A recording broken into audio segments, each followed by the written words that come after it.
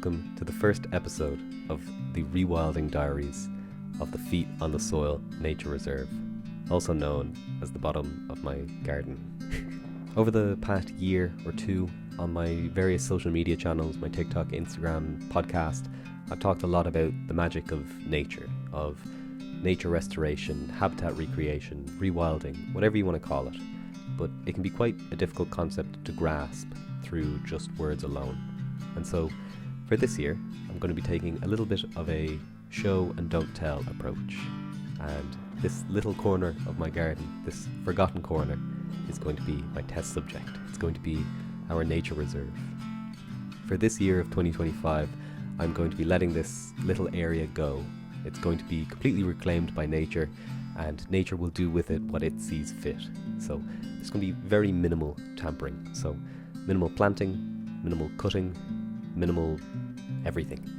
I'm going to be doing a few little things just to help get it started. So this is going to be essentially untidying the place, getting it messy again. So we're going to be doing a few stone piles, log piles. We might introduce a little pond, I don't know yet, but the majority of the place is going to be just left to go. So the grass will no longer be mowed, the trees won't be pruned, we'll just see what happens.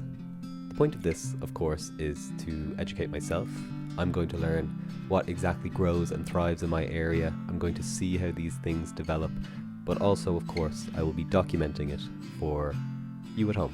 So not only am I going to get to learn from this little experiment, but it'll be documented, and anybody who wants to learn can follow along with me. I also want to show that this sort of thing, this micro rewilding, this habitat creation, it can be done very cheap or even for free, and in actuality can save you time and money.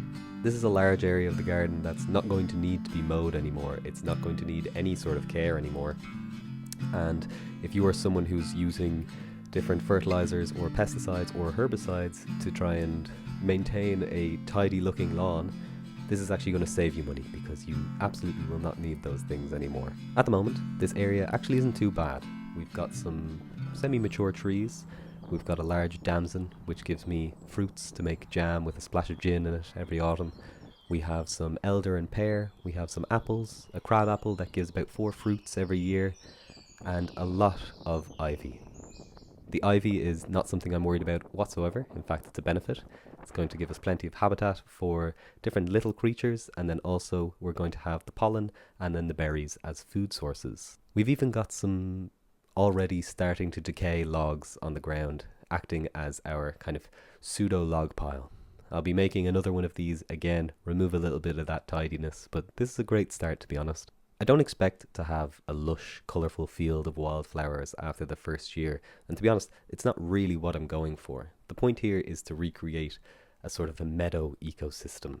We're going to probably cut it back in autumn and maintain that grassy meadow. We're not going to want brambles and shrubs taking over too fast, maybe in the future, but for now this is going to be my mini meadow. So grasses are going to thrive in this area. We have already started to not allow the mower into this area, so while the rest of the grass gets cut, this has started to grow in, but as spring and summer come in, we're going to see an explosive growth, and this short cropped grass is going to become long strands that will give habitat to insects, in turn bringing birds and bats and other small mammals, and really I'm just excited to see what happens. I think this is going to be a really exciting journey. I love to talk about nature, I love to read about nature, I love to hear about nature, but to take a year just to see what nature does, I feel like is going to be an incredibly educational experience, both for myself and of course for everybody watching. Along the way, I'm sure we will find some new friends who will call the place home, and I will be documenting this every month with a monthly update on this YouTube channel here, and I'll be doing some smaller, more bite-sized updates on my TikTok and Instagram. So make sure you follow along for the journey. I feel like it's going to be something really exciting, something to bring this year together and to kind of put into practice a lot of the things that I talk about. So make sure to follow along. And the most important thing, try and get outside today.